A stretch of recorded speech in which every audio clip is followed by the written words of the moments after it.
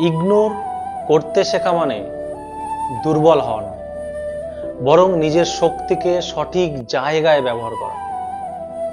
জীবনে এমন অনেক কথা, অনেক মানুষ, অনেক পরিস্থিতি আসবে যা তোমাকে থামিয়ে দিতে চাইবে, মন ভাঙবে, রাগ করবে, সন্দেহ তৈরি করবে।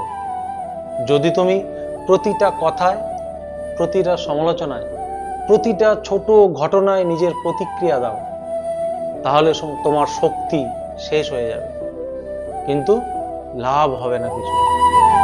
বরং ইগনোর করতে শেখো। ইগনোর করো সেই কথা যা তোমাকে ছোট করে।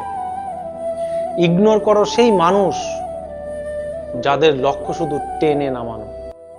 ইগনোর করো সেই পরিস্থিতিকে যা তোমার মনোযোগ ভাঙে।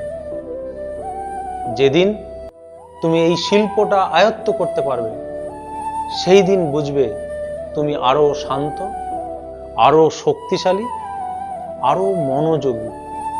কারণ ইগনোর করা শিখলে তুমি নিজের ভেতরের কণ্ঠটা শুনতে পারবে, নিজেকে আরো উন্নত করতে পারবে, আর জীবনের আসল রাস্তাটা পরিষ্কার দেখতে পাবে।